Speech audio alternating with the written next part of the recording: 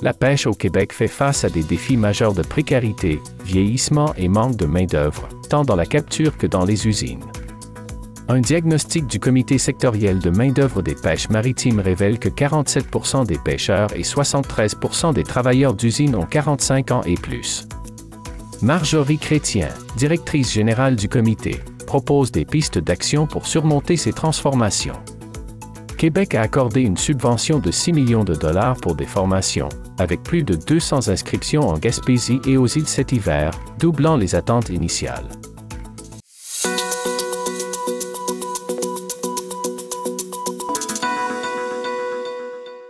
La ville de Percé a enregistré un surplus de 551 669 $ pour l'exercice financier 2023, sur un budget de 8 042 843 $. Ce résultat positif est attribué à des dépenses inférieures, notamment pour le déneigement, et à des revenus de taxes plus élevés, grâce à de nouvelles constructions et permis de rénovation. Le surplus non affecté atteint 1 141 235 $ et l'excédent de fonctionnement affecté est de 810 000 $. La dette nette à long terme de la municipalité s'élève à 8 millions de dollars. La firme comptable qui a préparé les états financiers a également mentionné l'impact potentiel d'une enquête de l'unité permanente anticorruption.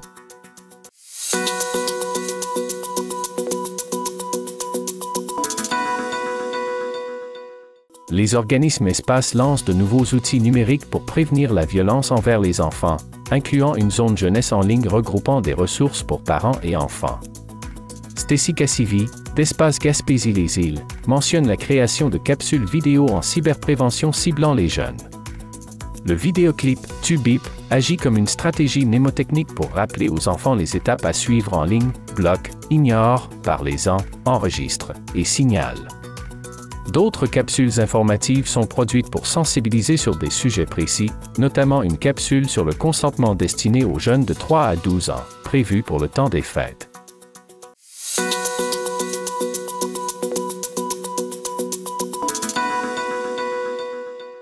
La Maison de la famille par enfant de Gaspé a lancé une campagne de financement de 300 000 $ pour soutenir l'agrandissement de ses locaux et la construction d'une chambre de naissance.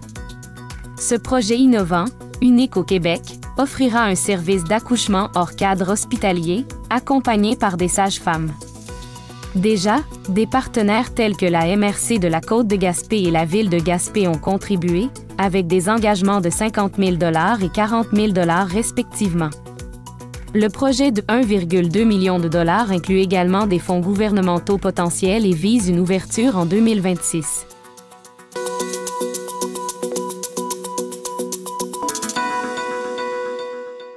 Le débat des candidats pour la mairie de Percé a attiré une foule nombreuse, remplissant le gymnase avec 75 spectateurs.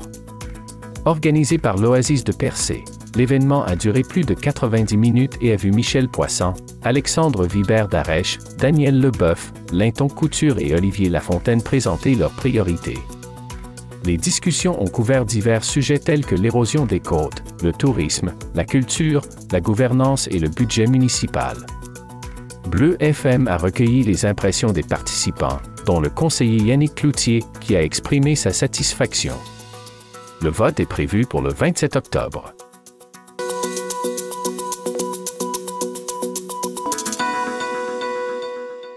La Société portuaire du Bas-Saint-Laurent et de la Gaspésie a commandé une étude à KPMG pour 95 500 $ afin d'évaluer la contribution économique du port de Gaspé à Sandy Beach.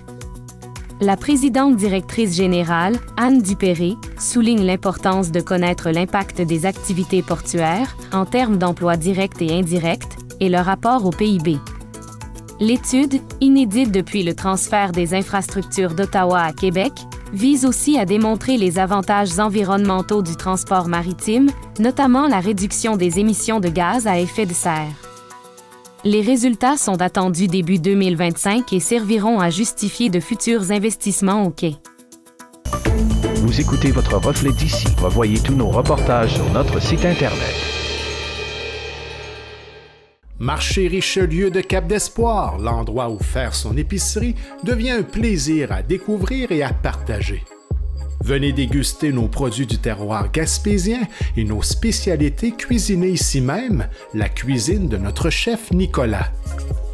Que ce soit pour le prêt-à-manger ou un dessert fait maison, pour des produits frais, de la bonne bière gaspésienne ou simplement pour le plein d'essence, rendez-vous au marché Nicolas de Cap-d'Espoir.